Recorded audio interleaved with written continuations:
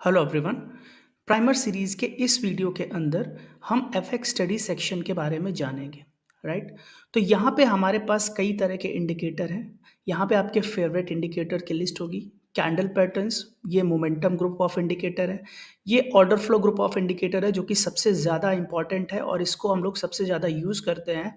तो इसके लिए हम एक डेडिकेटेड वीडियो बनाएंगे। इसके बाद हमारे पास ऑसिलेटर्स आते हैं और ओवरले इंडिकेटर्स आते हैं। राइट। तो इन सारे इंडिकेटर से आप बहुत भली भांति परिचित हैं। अब आइए मैं आपको दिखाता हूं कि इन इंडिकेटर्स में आप क्या क्या फंक्शन यूज कर सकते हैं। तो सपोज मैंने यहाँ पे आरएसआई इंडिकेटर लगाया और समझिए मैंने यहाँ पे एमएसीडी इंडिकेटर लगाया। राइट। सो मेरे पास ये दो इंडिकेटर्स हैं। अब हमारे पास बहुत रिक्वेस्ट आती थी कि हम इस दोनों इंडिकेटर को एक ही पेन में रखें। So friends, first of all let me tell you pen क्या होता है। यहाँ पे आप देख सकते हैं ये एरो आ रहा है। तो आप देखिए, सबसे पहले अगर आपको यहाँ पे एरो नहीं दिखता है तो आप जाएंगे यहाँ पे सेटिंग में और यहाँ पे लेजेंड सेटिंग में जाएंगे। यहाँ पे देखिए पेन बटन, ये शो ऑन हार का इसका ऑप्शन है अभी के लिए। ठीक है। अगर मैं इसको ऑलवेज शो पे कर देता हूँ तो ये हमेशा दिखती रहेगी, और अगर मैं इसको ऑलवेज इनविजिबल कर देता हूँ तो फिर ये दिखेगा ही नहीं। तो बेटर है आप इसको शो ऑन हावर करके रखिए। ठीक है। तो यहाँ पे हमारे पास तीन पेन है इस समय चार्ट में। एक पेन है जिसमें हमारी कैंडल स्टिक्स हैं, दूसरे पेन में ये इंडिकेटर है और तीसरे पेन में ये इंडिकेटर है। तो अगर मैं इसको नीचे शिफ्ट करूंगा तो आप देखिए ये नीचे शिफ्ट हो गया, ये फिर ऊपर शिफ्ट हो गया और ये फिर ऊपर शिफ्ट हो गया। राइट। तो आप इस तरह से पेन को ऊपर नीचे कर सकते हो इंडिकेटर के। अब यहाँ पे दूसरा जो इसका फंक्शन है कि अगर आपको इन दोनों इंडिकेटर्स को एक ही पेन में रखना है। ठीक है। तो यहाँ पे अभी तो मैंने आपको बताया पेन शिफ्ट करने का तरीका, बट अगर आपको इन दोनों को एक ही पेन में रखना है तो इस वाले इंडिकेटर पे हम क्लिक करेंगे और यहाँ पे देखिए मूव टू, और इसके बाद हमारे पास क्या ऑप्शन आ रहे हैं, existing pen up and existing pen below.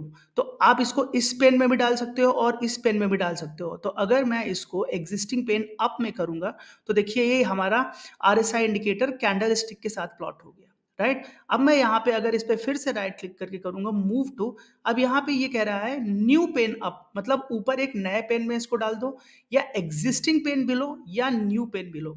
तो अगर मैं इसको एग्जिस्टिंग पेन, अभी कौन सा है, ये वाला है, अगर मैं इसको एग्जिस्टिंग पेन बिलो में करूंगा तो ये हमारा एमएसईडी के साथ मिक्स हो जाएगा।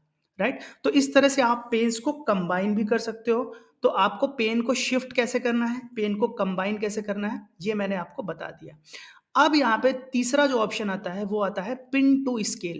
तो इसका क्या मतलब है फ्रेंड्स, अभी हमने क्या किया है, हमने आरएसआई और एमएसईडी को एक ही पेन में डाल दिया है, बट इनके स्केल तो अलग अलग हैं। राइट। तो आप इनके स्केल्स को एक दूसरे के साथ पिन कर सकते हैं। तो आप यहाँ पे राइट क्लिक करेंगे, पिन टू स्केल करेंगे, आप इसको पिन टू स्केल एमएसईडी कर सकते हैं, अभी ये ऑलरेडी आरएसआई की स्केल में पिंड है, या आप इसको न्यू राइट स्केल में पिन कर सकते हैं, क्योंकि यहाँ पे ये लेफ्ट स्केल में पिन है, तो आप इसको यहाँ पे राइट स्केल में पिन कर सकते हैं। यहाँ पे नया स्केल बन गया। राइट। तो हमने अभी तक देखा पेन को कैसे शिफ्ट करना है, पेन्स को कैसे मर्ज करना है, और हमको कैसे स्केल्स को भी मर्ज करना है। ठीक है। अब हमारे पास जो चौथा ऑप्शन है वो ये है इंडिकेटर ऑन इंडिकेटर। अगर आपकी आरएसआई की वैल्यू में भी मूविंग एवरेज लगाना है तो आप यहाँ पे क्लिक करेंगे। तो सबसे पहले आप क्या करेंगे, ये वाला बटन दबाएंगे जिससे आपको इंडिकेटर की सेटिंग ओपन दिखेगी। इसके बाद आप यहाँ पे जाएंगे, indicator on indicator, add indicator पे क्लिक करेंगे। यहाँ पे आपको जो भी इंडिकेटर लगाना है आप उस पर सीधा क्लिक करेंगे। सिंपल मूविंग एवरेज हमको लगाना है। तो अभी आप देख सकते हैं कि आरएसआई की वैल्यू में भी हमने सिंपल मूविंग एवरेज लगा दिया है। ऑलराइट। तो ये तो हो गए इंडिकेटर्स के सारे फंक्शन जब इंडिकेटर्स अलग पेन में होते हैं।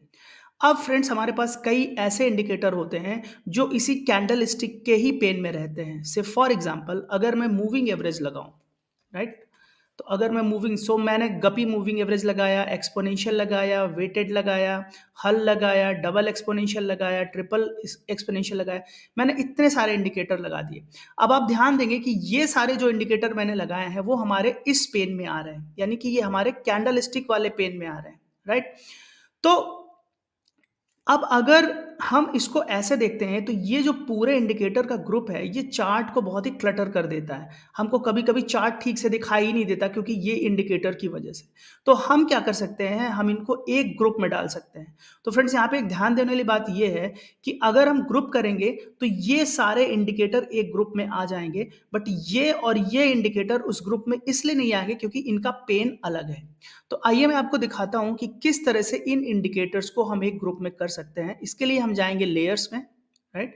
अब अगर आप यहाँ पे देखेंगे, ये सारे कैंडल स्टिक के बाद ये सारे इंडिकेटर्स हमारे लगे हुए हैं। तो हम क्या करेंगे, यहाँ पे क्रिएट ग्रुप पे क्लिक करेंगे। ये हमारा ग्रुप 1 क्रिएट हो गया।